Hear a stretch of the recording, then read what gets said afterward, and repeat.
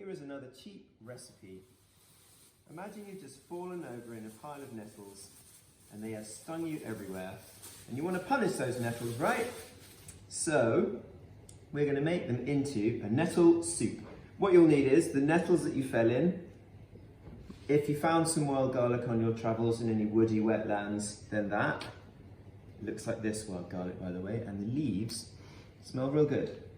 If you don't have that, just get garlic, a bit of onion, a bit of celery, and in here, I am boiling up 1 potato.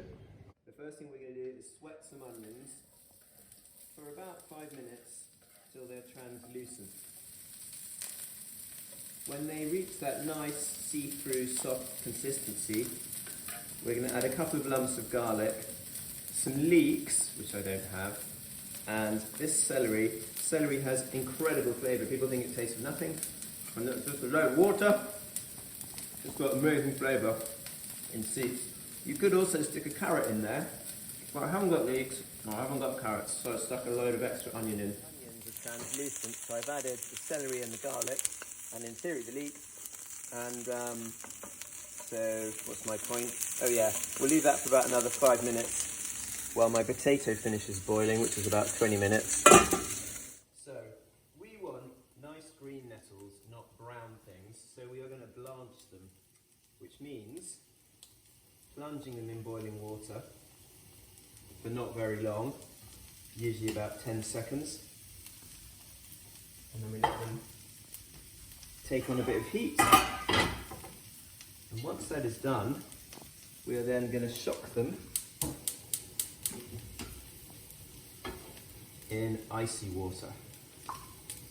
What that does is takes all the greenness of the things, whether it's a nettle or something else, and it basically fixes it so that when you then cook it in your soup, you don't have a brown soup. So it's about 10 seconds in there, and then about 10 seconds in here, and that's really all there is to it. Mix it around so it gets nice and cold, and that's basically it, plus repeat the process. You can see there's quite a vibrant green colour since we've done that little operation. So I'm cheating here with a little vegetable stock cube.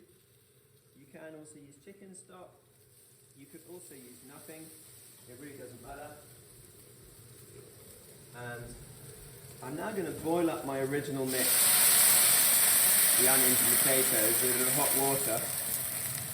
I'm going to make a sort of boiling broth for about 5 minutes. While that's cooking, I'm going to just chop these up a bit to help to break up the fibres. Bubbling broth, brothing away. Now I'm going to stick these beautiful nettles in. By the way, have no fear, once they're boiled, they don't have any more sting in them. But before you boil them, pick them up with a towel or a pair of tongs or a big old spoon. So what I'm going to do is I'm just going to simmer that for about 3 minutes. So that's been about 5 minutes. I'm going to just season it a tiny bit. Not too much because I'm going to add some later. Basically a little bit of salt and pepper. I will taste this, but because I've only put half the amount in, I don't need to do it just yet. So we are going to transfer it into here. Now there's 3 different ways you can blend this, because that is what we are going to do. You can either use a NutriBullet or bar blender or any old mashing thing. I've often just used a potato masher, or someone gave me one of these. You can get the old stick blender. Then you just go in and mash the bugger. Stick blenders are wicked because you can blend shit while it's actually cooking, which is awesome.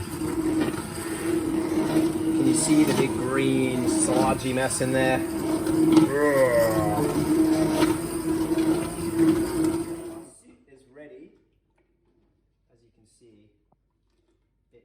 and green. I have tasted it to make sure that had the right amount of salt and pepper in it, which is kind of key. And I'm going to do a couple of poncy things now. Poncy thing 1, going to stir in a bit of cream.